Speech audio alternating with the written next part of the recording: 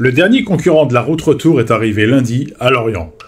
Jusqu'au bout, ils auront fait les choses à merveille. Comme un scénario idéal, le dernier des Mohicans, et quel Mohican, a fait son entrée lundi 18 décembre dans le port de Lorient et achevé son périple personnel quelques heures seulement après une remise de prix où la performance a été récompensée autant que la résilience et l'esprit de camaraderie. Il y avait un petit air mystique passé minuit sur les pontons lorientais. Il faut imaginer une centaine de personnes, massées par grappes sous les lampadaires blanchâtres, cherchant un tant soit peu de chaleur en attendant qu'une coque sombre ne fende la rade, transformée en miroir. Et quand, enfin, elle finit par surgir, il y a comme une hésitation. On a envie d'applaudir, de crier, mais on reste figé. Ce n'est que quand le pilote de la dite coque, boucle folle et très tirée, lève enfin la tête de sa manœuvre et s'étonne d'un sonore « Ah, vous êtes là ?» que le fracas des acclamations s'élève dans la nuit. Jean Le Cam, surtout commençant Finistère à Armand-Lux, est arrivé à bon port après avoir franchi la ligne de son retour à la base à 22h37, lundi 18 décembre en 32e position.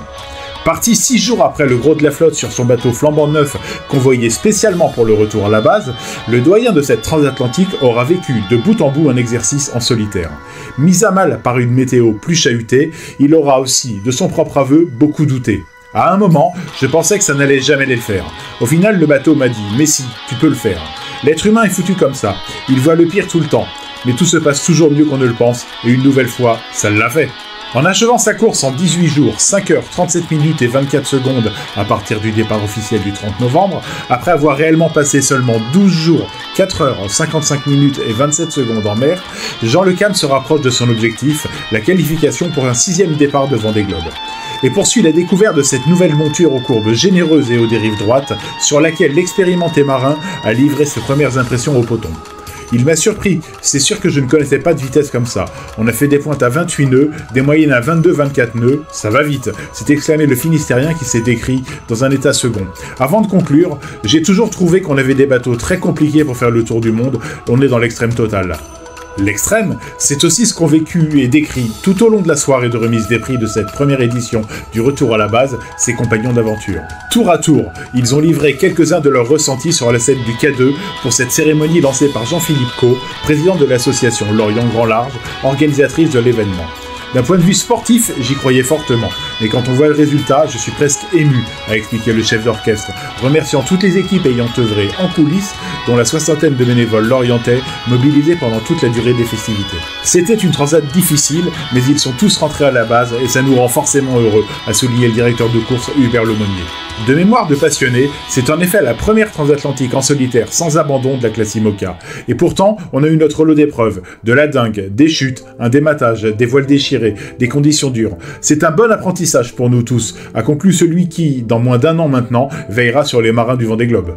L'enseignement de ce retour à la base, c'est ce changement de dimension dingue et le niveau d'exigence de nos bateaux, a ainsi abondé Louis Burton sur Bureau Valley, 7e de la course, qui, malgré sa longue expérience, reste scotché par cette traversée en 9 jours, là où, il y a encore 10 ans, on mettait au moins 3 jours de plus à le traverser.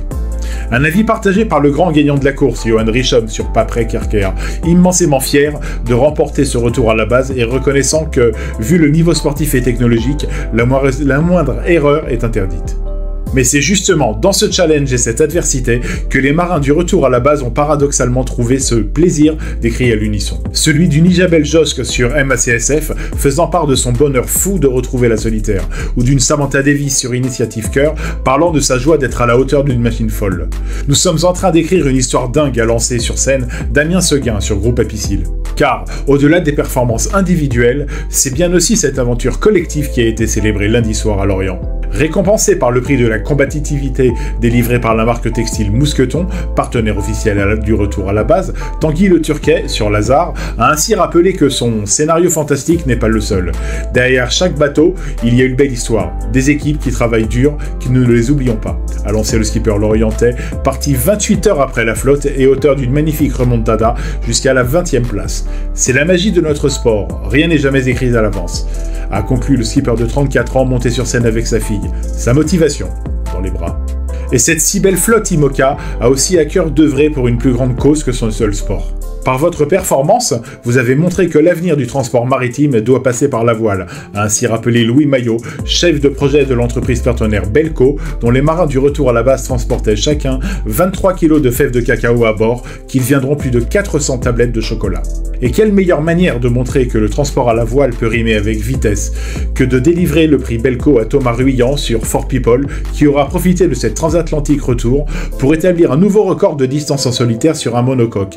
549,94 000 marins, soit 999,96 km en 24 heures seulement.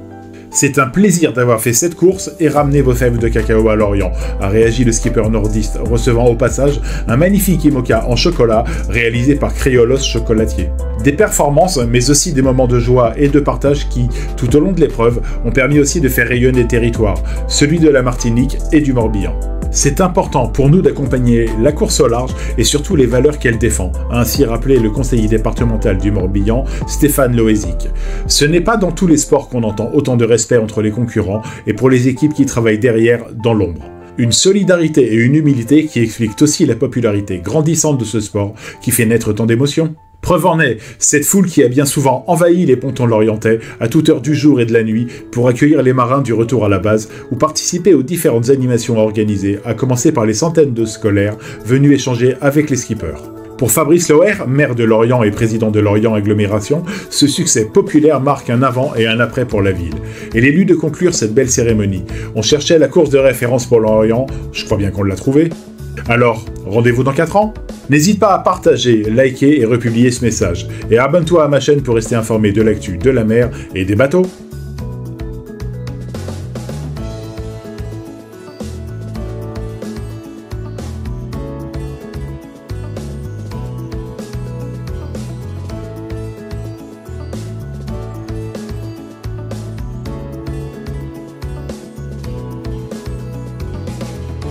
Est-ce que tu sais que les concurrents de la Transat Jacques Vabre sont maintenant tous rentrés ?